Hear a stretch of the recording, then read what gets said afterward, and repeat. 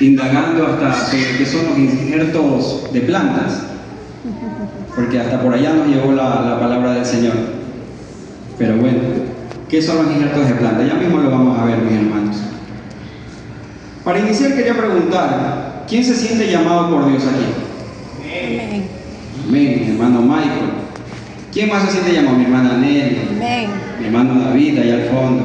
Amén, mi hermana Daisy. Yo sé que todos se sienten llamados, pero para comprender esto, ¿qué es un llamado? Un llamado es una convocatoria de Dios hacia una persona o un grupo de personas. Estamos un grupo de personas. Primer check.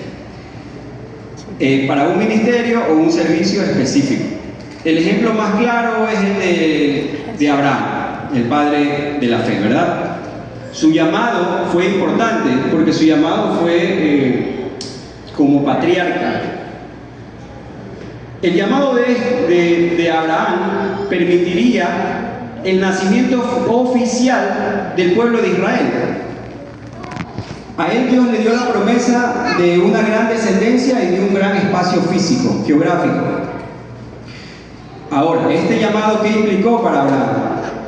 No solamente obediencia, sino más bien dejar todo lo que tenía en su hogar actual de ese momento, sino que también implicó aceptar la voluntad del Señor a tal punto, bueno, la historia usted ya se sabe, a tal punto de tener que sacrificar a su hijo, estar a punto de hacerlo, es decir, matarlo, ¿verdad? Y bueno, ya tenemos un ejemplo bíblico. Ahora vámonos con un ejemplo más actualizado, más nuestro, que nosotros mismos lo hemos visto, que es el de nuestro pastor Misael, con nuestra pastora Loida. Todos conocen el ministerio que el Señor ha entregado en sus manos, todo lo que ellos entregaron también en cuanto a juventud, obediencia a Dios, y le dijeron sí a todo. Y hoy en día todos podemos observar cómo Dios los honra a ellos a través de este ministerio desafiante, pero de gran bendición. Ahora bien, ¿para qué fuimos llamados usted y yo? ¿Cuál es nuestro propósito? Yo recuerdo que en la predicación del día jueves, la pastora Loida decía que en ese lado allá ella se sentaba todos los días desde que tenía 12, 13, 14 años y le preguntaba al Señor, Señor, ¿para qué te estoy sirviendo? ¿Cuál es mi propósito? Y todo eso. Y yo decía, wow, a esa edad yo andaba rebelde, pero ella estaba ya preocupada por eso. Y es algo que deberíamos aprender.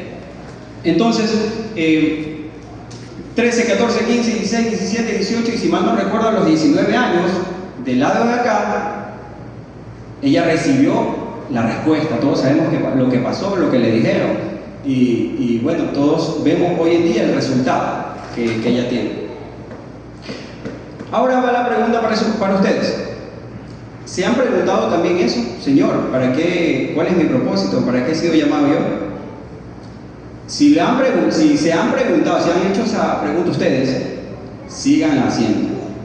Sigan preguntando, sigan firmes, sigan obedeciendo, sigan ayunando, sigan orando, sigan viniendo, sigan haciéndolo. Pero si no lo han hecho, si no se han preguntado eso aún, bueno, pues preocúpense por hacerlo, preocúpense por ya empezar a hacerlo. Porque la vida del cristiano no es estática. La vida del cristiano no es que tú vas a estar en ese mismo lugar, no es que tú vas a continuar en ese mismo lugar. En algún momento el Señor le va a permitir a la iglesia que tu rostro amable nos reciba en el diaconado o te va a permitir que le sirvas a través de la alabanza, a través de la enseñanza, a través de muchos ministerios que el Señor tiene preparado para cada uno de nosotros. Algo que se me quedó muy grabado es lo que dijo la pastora Julia. Dios tiene propósitos especiales con cada uno de ustedes y depende de cada uno de nosotros acelerar o desacelerar el tiempo para que eso se ejecute. Y es que yo la verdad no veo a Dominic todo el tiempo sentada en la silla, yo la veo de pronto en algún ministerio ejerciendo, Yo no veo a Daniela todos los fines de semana con Alejandra sentada en el mismo lugar. Yo veo a dos siervas, así como a Daniela, a Alejandra, las veo sirviéndole al Señor en alguna tarea que el Señor les haya encomendado. Porque en eso consiste la vida cristiana. No es estático. Y en algún momento el Señor las va a llamar. Pero para eso es necesario estar preguntándole constantemente. Ahora, finalmente usted pensará, bueno, yo no sé cuál es mi llamado. No lo sé, entonces yo no tengo ningún tipo de responsabilidad. Mi hermano Michael, ¿verdadero o falso es eso? Amén. Ahora vamos a trasladarnos al libro de Romanos. Qué hermoso que es el libro de Romanos, escrito por nuestro apóstol Pablo, ¿verdad? El libro de Romanos, en el capítulo 11,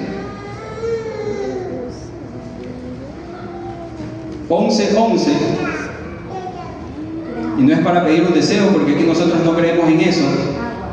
Romanos 11, capítulo 11. Decíamos que de pronto nosotros no tenemos un llamado individual, o aún no lo conocemos, aún no sabemos para qué hemos sido llamados, cuál es nuestro propósito. Y vamos a pensar que de pronto nosotros no tenemos ningún tipo de responsabilidad. Romanos 11:11 nos recuerda algo.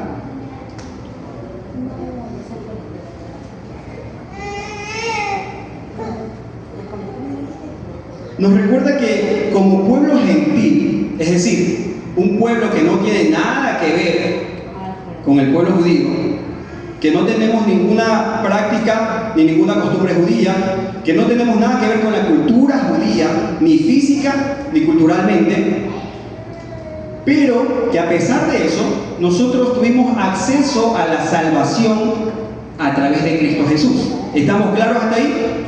Entonces Romanos 11:11 nos dice lo siguiente. Creo que la tengo aquí en Nueva Traducción Viviente. ¿Acaso el pueblo de Dios tropezó y cayó sin posibilidad de recuperarse? De ninguna manera. El pueblo fue desobediente, por eso Dios puso la salvación al alcance de ¿quiénes? De los gentiles. E incluso, más abajito del 11, por allá por el verso 17, ahí es donde les decía que me puse a indagar sobre los injertos de plantas.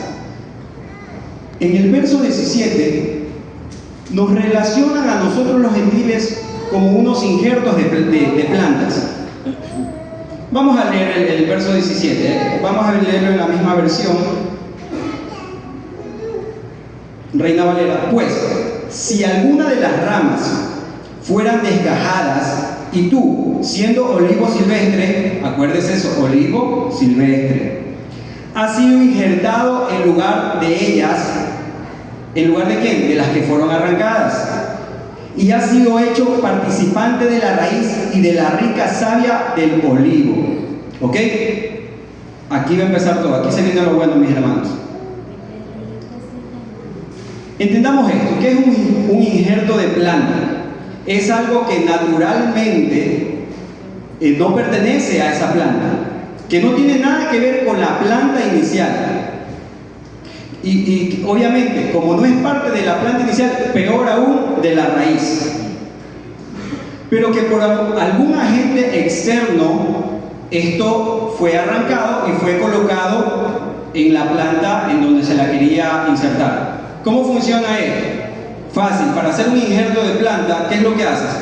En el tallo de la planta sacas la corteza y la carne viva de la planta queda expuesta. Entonces, en ese momento tú puedes colocar una rama para que haga contacto directo con la carne viva de la planta. Entonces, ahí, en el momento que pones la rama en la parte viva de la planta, la pegas, ahí entonces comienzan a multiplicarse muchas células, se genera la conexión por varios días entre la planta, la corteza, la rama, y a partir de eso ya se genera la conexión y esa rama puede absorber todos los nutrientes, todas las áreas y toda la vitamina que en este caso lleva la raíz.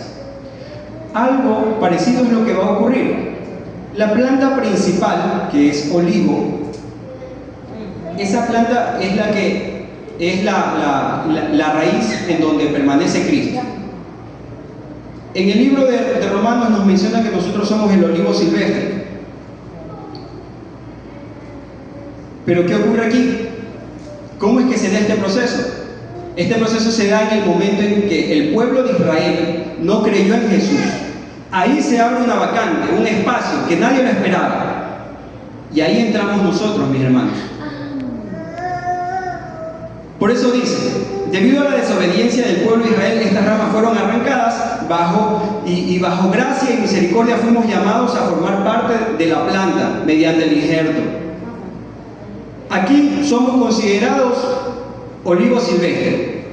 Y yo la verdad es que hasta aquí yo no sabía qué era el olivo silvestre. Pero en la Biblia nos habla de dos tipos de plantas. El olivo, que es la planta principal, la raíz, Jesucristo, y el olivo silvestre, que en este caso pertenece, en el que nosotros pertenecemos. Estuve observando e indagando varias diferencias entre ambas plantas. El olivo es donde nace, cuyo fruto es la aceituna. El olivo tradicional es aquel que es sembrado a través de manera manual. Siembras, colocas la semilla y listo. ¿Cuál es la diferencia del olivo tradicional con el olivo silvestre? El olivo silvestre es aquel que es sembrado por las aves, ya por un proceso totalmente natural. Las aves llegan, colocan las semillas y ahí eso crecerá en el momento determinado.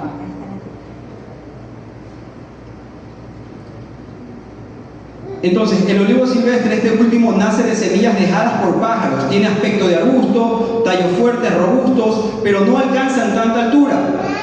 No crecen más de 6 metros. Tienen espinas. Su fruto es menos carnoso que el olivo tradicional. Se adaptan a los suelos pobres, áridos, resisten calor, resisten sequía, pero hay que protegerlos de las heladas y el exceso de humedad. Aún con todas estas desventajas, mi hermano, con espinas, con frutos cuestionables en comparación con el fruto del olivo tradicional, aún con el crecimiento lento, y aunque crezcan en tierras áridas, en tierras pobres, fuimos seleccionados, mis hermanos, para ser llamados y formar parte de la planta principal cuya raíz es Cristo. Esto nos indica que tenemos una gran responsabilidad al ser llamados. Ahora, en el verso 22, vámonos al verso 22, mis hermanos, y nos comienza a hacer una advertencia, Pablo.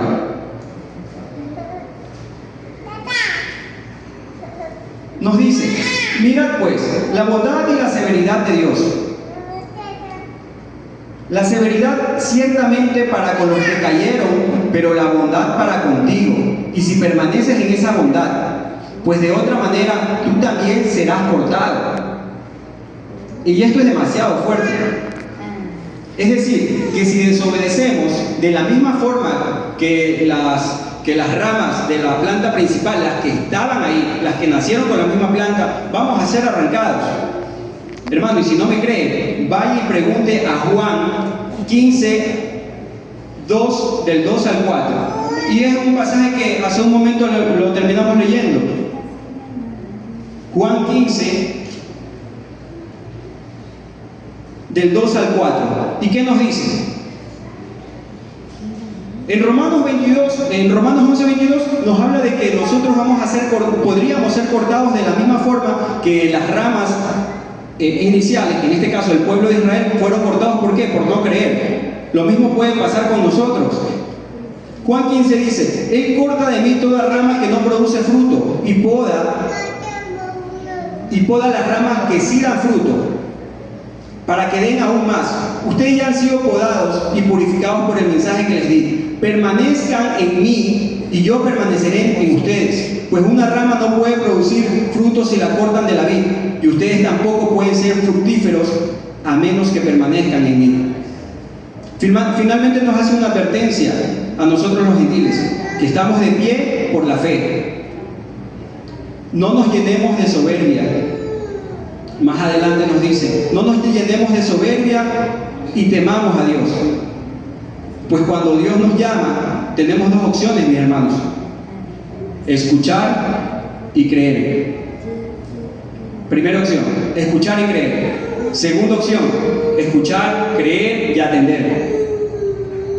Escuchar y creer es un gran paso, pues deja de lado todo lo que creías, todo lo que pensabas y todo lo que tenías. ¿Para qué? Para empezarle a creer a Dios, para empezar a creer en su llamado. Escuchar es bueno, y de hecho el libro de Santiago mismo lo dice en el libro de Santiago 1:19: prontos para oír, tardos para hablar. Pero si nos quedamos hasta ahí, si nos quedamos solamente hasta esa etapa, vamos a tener probablemente problemas. ¿Por qué? Porque nuestra escucha no va a generar acciones. Y en ese mismo lado, Santiago 2:19 nos dice, miren con qué lo comparan. Dice, si tú crees que hay un solo Dios, bien hecho, te felicito. Los demonios también creen en Dios y hasta tiemblan. Es decir, creer y no hacer nada. Creer y no hacer nada que lo sustente te convierte en un cristiano sin vida. Así de sencillo lo dice Santiago. Entonces ahí llegamos a la segunda opción. ¿Cuál es nuestra responsabilidad ante el llamado? Escuchar, creer y atender. Y yo le agregué una más: mantener. Escuchar, creer, atender y mantener. Hay una parábola, vámonos primero con escuchar. Hay una parábola sobre dos chicos que iban caminando. Uno de ellos le dice, ¿sí escuchas ese grillo? Y él le dice, yo no puedo escuchar ese grillo. Bueno, siguieron el camino. Cuando más adelante observan, en efecto, había un grillo. El amigo le dice, oye, tienes un oído sobrehumano, es increíble cómo lo pudiste escuchar. Y él le dice, no, para nada, yo tengo el mismo oído que tú. Entonces, y él dice, pero ¿cómo así? Vas a ver. Él saca como 4 monedas de dólar y las tira. Entonces ahí se da cuenta que cuando las tira y comienzan a sonar, como 10 personas que estaban alrededor escucharon y se movieron para ver dónde era el sonido de las monedas. Y entonces ahí le dijo, si te das cuenta, todos oímos de la misma manera, pero no todos decidimos escuchar. No todos decidimos escuchar lo que queremos. Entonces, hay una gran diferencia cuando nos referimos a escuchar. Oír implica sonido. Escuchar significa obediencia. Y creo que la mayoría de los ecuatorianos aquí sabemos escuchar porque no sé si usted se ha dado cuenta que siempre un ecuatoriano también diciendo, oh, escúchame, pero escúchame. Ya, mira, escúchame. Siempre nosotros decimos, escúchame. Entonces, escuchar es obediencia, mis hermanos. A veces escuchamos y a veces oímos. Por eso hay que diferenciar a dónde nosotros queremos direccionar nuestra escucha y qué es lo que nosotros en realidad vamos a querer oír. Aquí yo quería apartar algo, y es que yo en algún momento solamente oía. Yo solamente oía, e incluso había ocasiones en donde ya no quería oír. Había personas que me hablaban de Dios, había personas que me invitaban a la iglesia, y en realidad yo solamente los oía. Y era muy complicado eso para mí, porque yo me consideraba muy sabio. Yo me consideraba que yo era muy inteligente y que tenía mucho conocimiento y que no necesitaba más. Y no quería oír. Peor aún escuchar. Hasta aquella noche que alguno de ustedes pudo observar, en donde decidí escuchar la voz de Dios. Pero ¿cómo lo logré? ¿Cómo tú logras escuchar la voz de Dios? ¿Cómo tú puedes llegar a ese punto de, Señor, me agacho y te escucho? Fácil. Dejando tu altivez, tu independencia y tu orgullo de lado. Cuando tú crees que tú puedes con todo, eso te separa de Dios. Y lo hemos hasta cantado aquí, Salmo 138, verso 6. Porque Jehová atiende al humilde, mas mira de lejos al altivo. Entonces, cuando tú dejas de lado el orgullo, la altivez, que para mí fue muy duro, mis hermanos, ahí tú recién puedes escuchar la voz de Dios. Como les decía, quitando todo orgullo y altivez es el paso inicial. E incluso, mis hermanos, y esto es muy duro decirlo, hay cristianos que de pronto caemos en ese sentido de altivez, o nos terminamos llenando de soberbia, o enorgulleciéndonos de nuestra salvación, de todo eso. Por eso es que hoy el Señor nos recuerda en el libro de Romanos 12:3, que ya esto es un spoiler para los cultos de Aspen. En Romanos 12:3, el Señor nos dice, cuando usted lo pueda leer, nos dice, no se crean mejores de lo que son, sino que tienen que concebirse de acuerdo a su fe. Esto es casi como un parafraseo, pero básicamente eso es lo que nos dice Dios.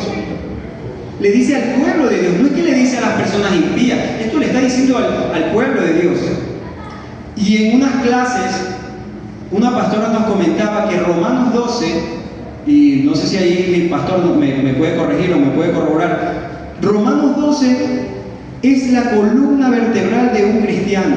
Léase todo Romanos 12, mi hermano, y verá que todo lo que dice ahí es un facto. Verso por verso es lo que le dice, o sea, es lo que es. Y en realidad eso le permite llevar una vida correcta como cristiano para hacer la voluntad de Dios. Entonces, otro spoiler de Aspen. En Romanos 12:3 nos dice, no se crean mejores que los demás. No se crean mejores de lo que son. Y por último, en Romanos 11:17, ¿qué nos dice la palabra del Señor? Como lo habíamos leído hace un momento. Mis hermanos, somos injertos. Estamos ocupando un puesto que por gracia y misericordia de Dios lo obtuvimos. Dios permite muchas cosas porque Él hace las cosas perfectas. Y por gracia nosotros somos parte de esa planta cuya raíz es Jesucristo, que vive y reina por los siglos de los siglos, mis hermanos. Entonces, ya escuchamos, ¿verdad? Ya aprendimos a escuchar, ya diferenciamos qué es escuchar, qué es oír. Luego de eso, a mí se me venía una siguiente tarea. Y esta tarea era la de creer. Bueno, en mi caso, volver a creer. Y la verdad es que yo decía que era muy complicado para mí. Algo que a mí me dificultaba bastante era el conocimiento adquirido en la universidad. No sé si en algún momento vayan a escuchar, pero existe algo que se llama materialismo dialéctico. El materialismo dialéctico no es otra cosa que decir que todo lo que es material es válido. Nada metafísico, nada espiritual sirve. Que todo se desarrolla a través de los grandes acontecimientos, de las luchas. Es eso el materialismo dialéctico. Entonces, este conocimiento, se podría decir, este dogma, este conjunto de conocimientos, te aleja totalmente de la presencia de Dios, te aleja totalmente de la idea de creer en Dios. Y eso me estaba ocurriendo, mi hermano. Yo pensé que esa tarea, la tarea de volver a creer, iba a ser muy difícil para mí. Pero como les decía, cuando tú apartas de ti la independencia, la soberbia, el orgullo, das paso a todo lo que es del Señor. Entonces, la verdad es que esa tarea nunca fue difícil.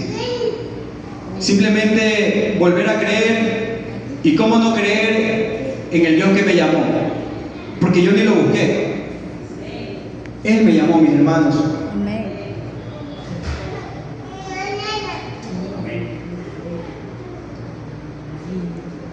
Creer en Él me permitió atender, que es el siguiente punto. Atender póngale / actuar. Que cuando tú ya empiezas a creer en la bondad del Señor, en el poder del Señor, en el que a ti te llamó, tú empiezas a actuar, a servirle y a atender su llamado. Borrar todo con dolor, con mucho dolor, pero al final comprendiendo que todo lo que tú estás haciendo vale la pena porque simplemente lo estás haciendo por Él. Y cuando tú empiezas a creer y a sentir esto de aquí, tú puedes entender cómo obviamente han escuchado la canción Es Él.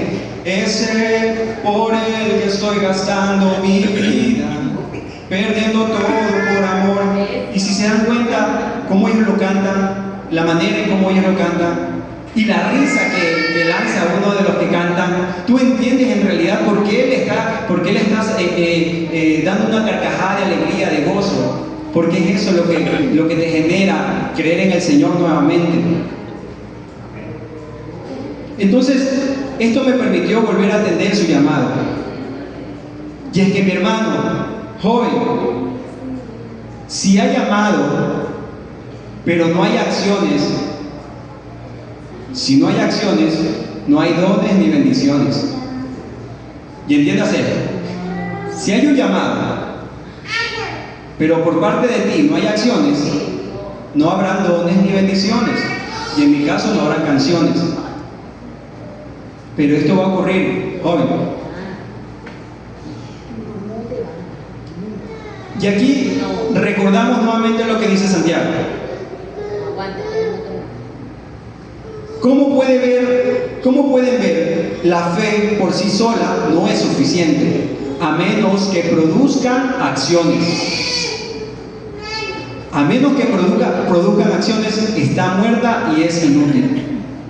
Como lo decía hace un momento, quien no tiene acciones, quien en su fe no manifiesta acciones, es un cristiano sin vida. Finalmente, mis hermanos, las acciones acompañadas de fe permitirán mantenernos en Jesús. Y así cada una de las cosas que hacía y decía para Dios se ha mantenido hasta aquí. Me han mantenido hasta aquí. Firmes, con problemas, con dificultades, pero siempre en el Señor. Hace unas semanas atrás el Señor, personalmente les digo que me recordó en Romanos 12, del 1 al 2.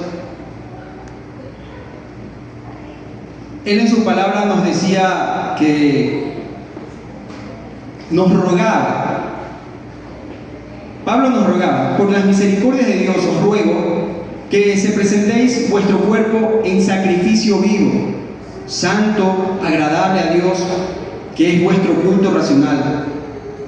Y segundo, no os conforméis a este siglo, sino transformaos por medio de la renovación de vuestro entendimiento para que comprobéis cuál sea la buena voluntad de Dios, agradable y perfecta. Nosotros cuando comprendemos cómo hacer la voluntad de Dios, vamos a estar listos y preparados para llevar esa gran comisión, para cumplir la gran comisión de llevar su palabra. Porque los problemas que cada uno de ustedes han pasado, la situación que cada uno de ustedes ha tenido que atravesar, otros chicos las están atravesando y no saben cómo salir de aquello. Ese proceso, esa dificultad que cada uno de ustedes tuvo que pasar, hay otros chicos que las están pasando y no tienen ideas, no tienen la idea de qué hacer. Entonces para eso nosotros estamos, mis hermanos. Para eso nosotros estamos, para compartir la palabra del Señor, pero para antes de eso, vivirla. Póngase sobre sus pies.